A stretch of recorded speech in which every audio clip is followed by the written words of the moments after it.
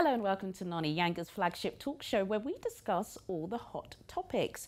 Today we ask, what's the right age to get married? Do women still face pressures from family to meet someone, settle down and be in a legally binding relationship? And we look at relationship milestones, things that make you realise you've met the one. Joining me today, friend of Noni, presenter and writer Lola Ogunbadejo, and bloggers Jessica Mensah and Josephine Boye. Welcome ladies, looking stunning as usual. Thank you. Traditionally, women were under pressure to meet a man, settle down and get married at a very young age. But is this still the case today? Is it better to move in together and really get to know your partner before you take the leap to marry? And even if it is unsaid, do we still get pressure from our families to find a man and marry as soon as possible? Do you think this is kind of for most young women, most young black women, to get married at a really young age? Absolutely. We're encouraged sort of from the age, my experience, from the age of sort of like 23, 24 to really start thinking about settling down, getting a husband, married, having children. And it's just interesting how, I remember I was having a discussion with my friend and I said, I really wish a lot of people would talk to me about what is it that you really want to do? Who are you as a person? Have you grown? Are you mature enough to get married? Your dreams, your ambitions. Exactly. And figure out the mental state of the person that you're telling to get into a long-lasting relationship. Because most times, a lot of young women don't even have an awareness of who they are, what they want in life. And then they're just getting married. And then before you know it, there's problems, there's issues, then divorce. So I think we need to concentrate more on the mental state of the person before we start pushing them to a man. That's an interesting point. Jessica, you know, we're all on social media. We send, you know, hashtag relationship goals. Do you think that's pressure for young girls to kind of, you know, look up to that as what they want in a relationship, marriage? Yeah, I think it's pressure in a way because it's so traditional. And obviously, like it would say in the Bible, marriage, obviously that's the end goal at the end of the day. But I think all the social media stuff, it's like, they just glamorize it a lot. Do you know what I mean? It's a lot of like the idea of doing a big photo shoot before, and then you end up on the, what's it, Africa Finest. Bella Niger. And then the dance on the way in. Everyone's got the dances on YouTube. You're more excited about your traditional than your actual wedding. Exactly. And like, it's just really glamorized. That's what it is. And I think, I wouldn't say it adds pressure, but I guess it gives them something to more look forward to. Yeah, Do you sure. know what I mean? Josephine, you're young, you know, still very young. Are any of your friends getting married, do you think? Because I think sometimes when I'm looking on social media, the girls are getting younger and younger. You know, of course, you don't really have child marriage issues in London, as we know. But I would say a lot of girls, 22, 23, straight out of uni, you know, they've been dating the guy since they were 16 and they're getting married. Have you experienced that or seen that amongst your peer group? As my actual friends, I haven't actually got anyone that's actually married. But when I go back on Facebook, because I'm not really regular on Facebook, when I go on there, people that I went to secondary school with that are my age, they're all getting married, having children, and they're the same age as me. And how old are you? I'm 19. Wow. And they're getting married, they're having children. I'm younger than I thought. It's none of my business. However, people that are like 22, 23 that are getting married, I think it's because when you finish uni, African parents are like, okay, you finish uni, so now you need to get married. So I think it's the pressure from them as well. But then they're like, oh, no boyfriend, you can't have a boyfriend. You can't speak to them on the phone. No. Don't bring them around the house. But I expect him to appear at the click of my fingers. As soon as you finish uni, you should be getting married. I think it's more pressure from the African parents than actual everyone else. And plus relationship goals as well. That hashtag goes around as well, and that's what pressures people What age do you think is an acceptable age for a girl to get married then? I don't think there's an actual age you can say that is right to get married. I think it's your own mental state. But I think kind of from 23, 24 onwards, if you start thinking about it, it's okay. But it's more mental state. Jessica, see, I think, you know, from looking at social media, the ages are getting quite young. But from your opinion, what would you say is an acceptable age for a girl to get married? Yeah, probably around 23 plus, but I think that sounds so young. It sounds young, but I think it all depends on where you are in your life as well, mentally. I have a friend, she recently just got married. I went to school with her. How old is she? She's 21. And when I was at her wedding, I was thinking, this is crazy. Like, you're getting married. I just remember, you know, laughing with you in the courtyard the other day. Yeah. Like, this is crazy. But she was at a point in her life and she felt that she was ready. And, you know, she was working. She didn't go to university. So I thought, okay. And I think it all depends on where you are in your life. Okay. So it's definitely dependent on that. It's not, yeah, but you think 23 is kind of a decent age. Yeah. Lola, you know, God, we live in Britain. Of course, we've got white friends, colleagues. And for some of them, you know, thinking of getting married before 30 is a no-no. Don't get me wrong, some of them do. But do you think it's a culture thing? Because there's something about, you know, being Nigerian, West African, African, you pass in 25, your parents are asking questions, people are whispering. And is that just the culture? And why? Yeah, I think, you know, when the writer Chimamanda, she did this speech and she was talking about how young women are reared in Africa to believe that marriage is the be-all and end-all. And I must admit, at the age of 23, I really thought I was going to get married. Well, actually, when I was 15, I believed with all my heart that I was going to get married at the age of 23. I didn't really understand the concept of marriage or what it entailed. I just said, I have to get married at that age because that's just the next thing to do. Got to have kids, got to have a home, got to have a good husband. If only it was that easy, right? Exactly. And life will be simple and lovely. But I do believe that it's an unfortunate truth that we are pressured constantly by our culture that if you're not married within your mid-20s, max mid-20s, there's going to be serious issues with childbearing, with finding a man. I've actually been told as well that, you know, once you've passed the age of 28, definitely men your age or like men who are like 28, maybe 28 to 35, they're not looking at you anymore. They're looking at the 25-year-olds, 24-year-olds. So you just got to get a man quick. And I just find it so sad that a lot of young women now are marrying out of fear. Of course. And, you know, and they end up being in really unhappy, very unhealthy relationships, don't they? Josephine, do you think there's an age where it's too old? So they're kind of, you know, you reach your 30s, you kind of feel like, oh God, you know, you should have been married years ago. No, I don't think there's an age where you're too old because you have people that are like 50, 60 and they're all still getting married because it's just love. You always see it in church, don't you? You know, those two that are coming together.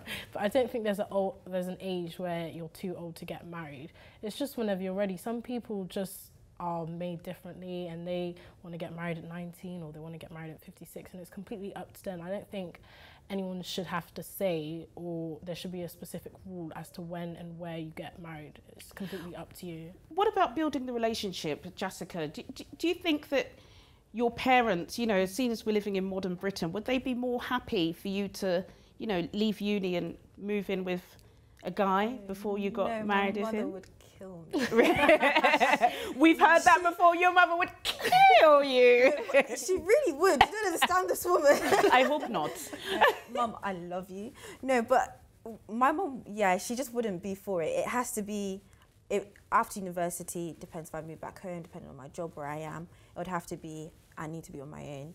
Until our wedding day, then we can be in the same house. Literally. Wow, okay. Until our wedding day, we'll be in the same house. Up until then, you're my friend. What about you, Lola? Let me pass that over to you before we go to the break. Do you think that, you know, more couples are interested in moving in with each other than they are getting married? Yeah, I think so because they're getting to this stage or they have this belief that it's better to know the person in depth because again I think a lot of women have this pressure that, oh, you know, get married quickly, and they feel like maybe living with the person, understanding the person better would help influence their decision to, you know, just get married quickly. Would you do that? I wouldn't. Based on my belief and my views as a Christian, I would prefer to get married first before I move in with my husband. But a lot of people have suggested that to me, like, okay, when you get a man, just quickly, just, you know, do things. But I definitely don't want to do anything out of fear or anything out of context because of what society is saying. I have my firm beliefs, and I do believe that, you know, whoever my husband is going to understand that and love me for it. He will, and he's probably, you know, watching and listening now, you know. Yeah, and I think we should wait as women. We do things on our own time, you know, in our own pace. Still to come, we ask, when do you know you've met the one? See you after the break.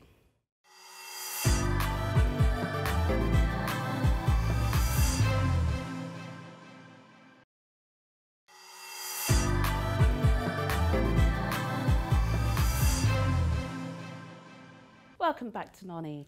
Now, new relationships are always exciting, but they can also lead to a certain amount of anxiety. Research suggests that 80% of women wait at least a month before they let their partners see them makeup free. So what are the relationship milestones you reach to realise your partner may be the one? Gosh, you know, we've got to talk about wigs. I know some women that just wouldn't wear a wig because they know they have to take it off and they don't want to show their man their natural hair. I know you don't wear a wig, you're a natural sister looking fresh and fine. but can you understand that some women just don't want to show their kind of natural selves to their guy? It's a big deal. You know, even though, yes, I don't wear a wig, I can understand why some of my sisters would feel a bit shy or, you know, a bit concerned about showing their... Especially if the cameras ain't fresh. Just think about the cameras, boy. Exactly. If the cameras ain't fresh. It's no problem. Can you imagine? And I suppose you can sympathise, I hope you can, with some women that do feel under pressure to reveal their true selves to their guys, because you've seen it. You know when you've got those makeovers on social media, and usually now it's the guys that say, we've discussed this, Lola, haven't we? Where they said, I'm taking her swimming first day. I want to see everything. So some women, you know, they're frightened. Yeah, women do get really scared about things like that. But how I see it for me, because I really don't care. Like at university, I walk around on campus with my bonnet. I really don't care. Good for you. You're confident. But, yeah, honestly, first day, if you want to see me that wig, I won't complain. Yeah. But I can see why they feel nervous about it, because they have an expectation, but in some ways they should think, your mum walks around without a wig, do you not think it's true, do you not think now your girl might want to walk around without a wig? You have to get used to it. Like I get you'll get surprised every now and then, oh wow, you had long hair and now you're doing camera. We understand that, but why just don't? I suppose there are relationship milestones though, aren't there, Josephine? And some men, they like that trophy woman. And I especially today, where, you know, you've got that Jessica Rabbit type and she looks a certain way. Some men are only attracted to you for that. They don't think you fart. I can say fart at this time of the morning. You know, they think you look that way all the time and they don't want to see you looking another way. So some women are not showing that side of them because of themselves. You know, you listen to the conversation the guy's having and he just doesn't want a girl like that. Realistically, they just need to get over it, because we're all humans. We all fart, and black girls, we're wearing wigs.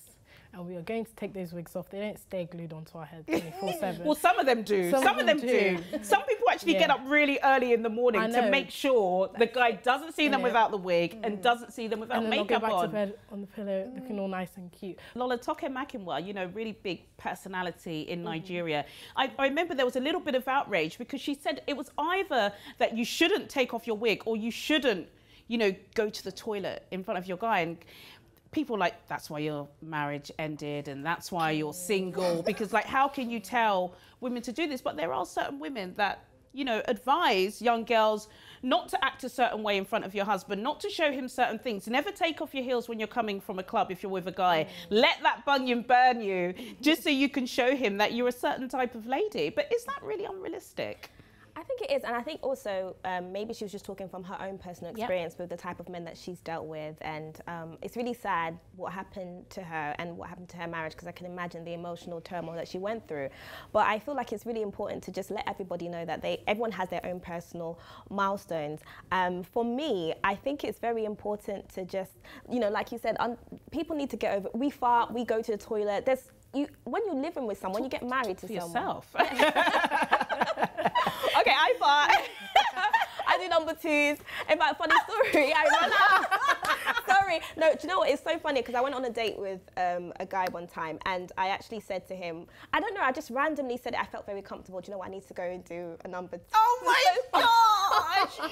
Sorry, too much information. Let's hear what happened. I said, oh, I don't know, I ate something. I was like, oh, sugar, I need to go to And he was like, oh. And I was really surprised. We had a discussion about it. It's like, look, it's natural. Oh my God! You said it on the You didn't see him again, did you? No, I did. It was funny, but it was a lot for him to take in. I was like, just get over it. Like, I know you do it. Yeah. And there was another time when my friend was on the phone to a guy she liked, and he was actually on the toilet doing a number two whilst they were talking. So you could hear him get, like... Oh.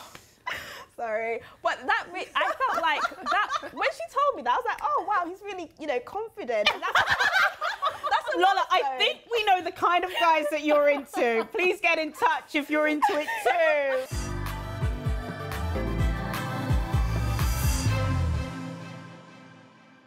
Now, the royals are no strangers to public attention and scrutiny. What they wear, how they dress, and even their body language is assessed every step of the way. And at a recent royal event, newlyweds Prince Harry and Meghan, who joined Her Majesty the Queen, were under examination. Meghan reaches out to hold Harry's hand and he batted her arm away. Whilst an embarrassing situation for Meghan, there are rules at royal engagements. No public displays of affection, especially in front of the Queen. But do the royals need to modernise slightly? After all, Meghan and Prince Harry are now married. What do you think of that? We've not discussed Meghan on Noni before. I don't know why. But of course, Lola, she has faced an immense amount of scrutiny. She's still learning. You know, we've seen the video. It's just a slight kind of tap. But what does that say about public displays of affection as a whole? Are there times when it just shouldn't be done?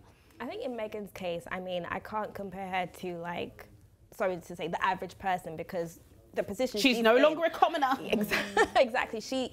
I think it was difficult because I look at her and I think, oh, she's someone who's very affectionate, very caring. So her doing that was just a natural thing to her. And unfortunately, she's going to have to get used to the protocol and the way of life as now a royal. But I think that public displays of affection are okay. I'm on the fence with it because I've seen, my experience hasn't necessarily been positive. I've seen people having snog fests, you know, prolonged kissing sessions in front of me. And I'm thinking, can you just get a room and do that there? I think the odd peck and holding of the hands and hugging is acceptable. It's okay. But when you're like grabbing each other's intimate parts and, you know, just making out in public, I think it's taking it Do you ever tell anyone to stop? I mean, I give looks like, I give them a glance, like a stare, like, come on, really? But I haven't actually told anyone, can you just get a room? Oh my gosh, oh Lola, I'm loving you today.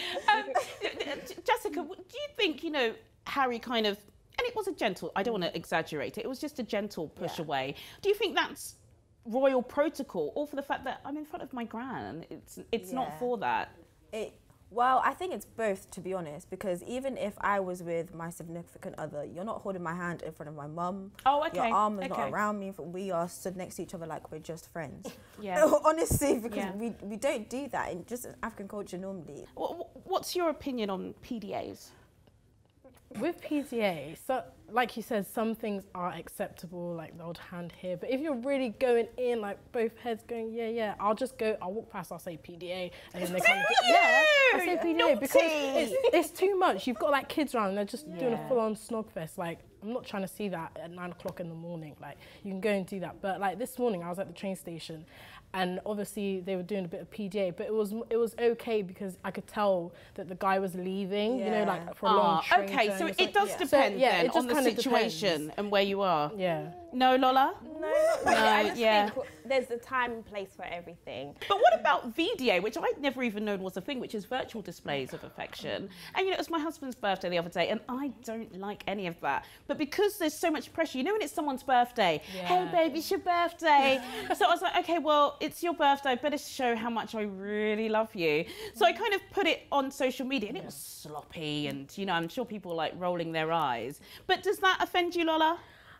It doesn't necessarily offend me. I think that you can do that, like, for example, if you're perhaps married or in a long-term relationship or in a relationship that is ultimately leading to marriage. I think the occasional, you know, oh, this is my babe, I love him or I love her, it's okay. But sometimes when I see these couples who have perhaps been in relationships for 2 days and they're posting like 24/7, this is this, and they do it themselves, hashtag couple goals, relationship goals. I just feel like, no, actually, that's not relationship goals. You just want to let people know you're in a relationship. And I think it's very dangerous. Yeah, like, it's fake and phony, isn't it? It's very fake. What do you think of that, Jessica? Does virtual displays of affection offend you as much as personal displays of affection?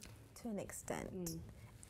Like, if your partner's posted a nice picture or whatever, you know, you go like it, you say, wow, my wife, you look nice, Not every single post I need to see love heart, everything. I don't need to see it. I'm going to vomit. I don't like that.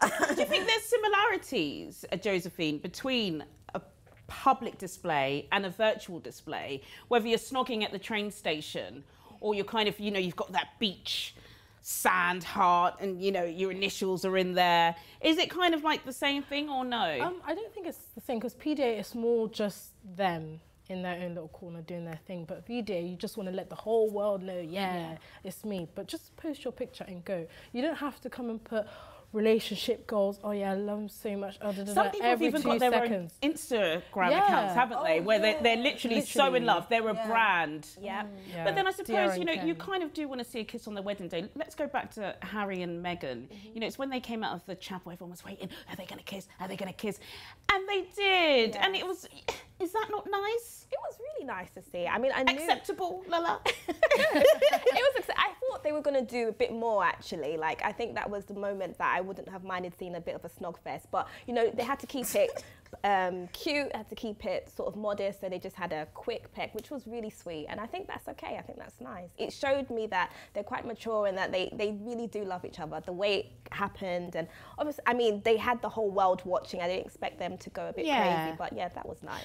Jessica, you know, you said that you would never hold your husband or your man's hand in front of your grandparents. But do you not think that sometimes, especially in African cultures where we can suppress our emotions a little bit, that it's important for a woman to feel like her man loves her? And sometimes if he's in front of his friends or his family, the odd kind of holding of hand or the grabbing of a shoulder, it makes you feel that you're loved.